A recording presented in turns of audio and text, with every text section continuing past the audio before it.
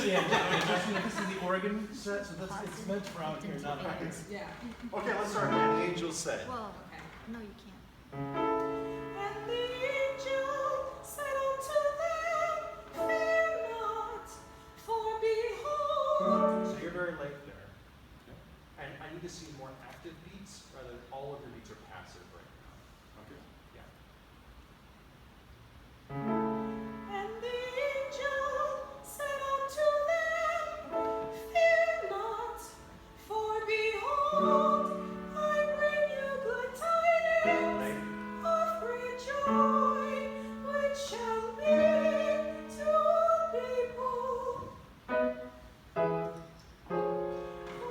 For unto you is born this day in the city of David's heart, a Savior, which is Christ our Lord.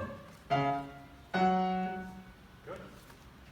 Now, you're using an up gesture for the last chord. I would recommend using another cruciate gesture down. It'll be stronger. Yeah. Yep. Or 4, 1, or 3, 4.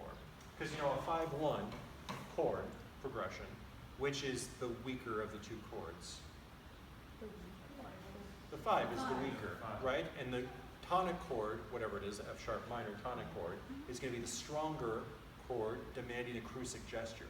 If you give down, up for a 5-1 cadence, your gesture doesn't match the harmonic intensity of what's important.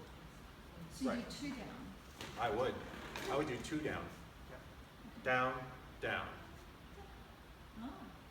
Down, up is a half cadence. Yeah. Unless you're tearing through that. Right, exactly. And then you do a big swooping sword move, right? Yeah. And then- Okay, so Scott, some really good things you're doing. One, I like how understated your gestures are. There's a nuance there that is very musical. And when I ask you to make things more active, it's like you're coming alive in a certain way. Your first communication to the orchestra at the beginning of the C sharp chord, this A major chord, you need to communicate that we're in a total new place. A very passive gesture here doesn't do that. You have to remember that orchestral musicians are watching by the periphery of their vision based on what's supposed to happen next. So there does need to be yes, something like that is very active. Something like this just looks like a dead beat. A dead beat. That's funny. And then you'll get half-hearted playing. So it needs to be active. Try it again. And the angel? And the angel said unto them, fear not, for behold. Okay. Don't watch him. Yeah, I know. Do your own thing. I was gonna get there so much faster than you just now. For behold. You were still up here. That's exactly what I want to hear you do. Yeah, okay. Don't follow him. Yeah. And he's waiting for Turn you. around. Yep. Okay, try it again. And the angel said unto them, fear not, for behold, I bring you good tidings of great joy, which shall be to all people. For unto you is born this day in the city of David a Savior, which is Christ the Lord. Okay, good. That was much, much more clear that time. We're still a little late on some of these chord changes. It's not your fault. It's your fault. Okay, so you just need to anticipate a little bit quicker. Like when we go back into that E major chord at the top of the page, 69, A major. Right? Okay. Did you have a comment or question? I'm slowing. Oh, okay.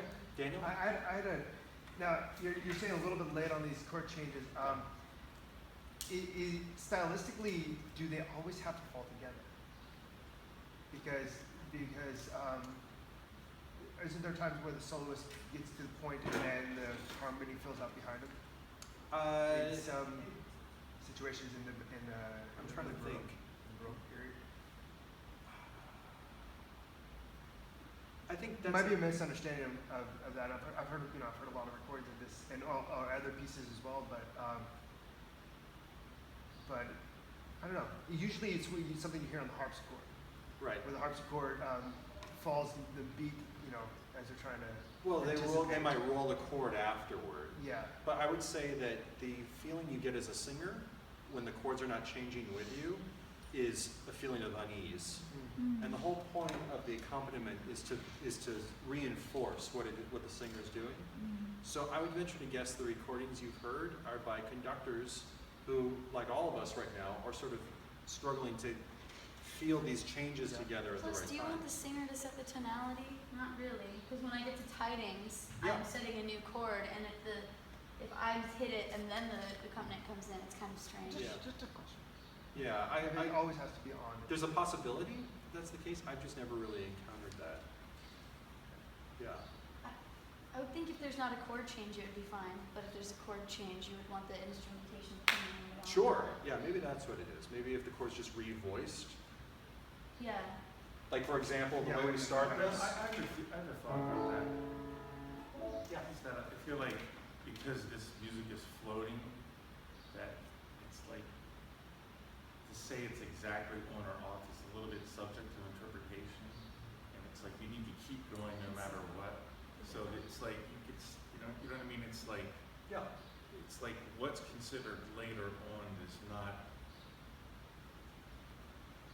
It's maybe a little wider and it's subject to interpretation. Like, oh, that's late. No, that's just they're making their way through the music. Well, although I would argue against that with the idea that the harmonic language of this recitative in particular demands a ratcheting up of the intensity. And the energy is actually building throughout this, Yeah. From a 5-chord D major, suddenly to now a 4-chord A, 5-5, now to E, then we have a 5-7 chord, and then suddenly a totally new tonality. F sharp minor.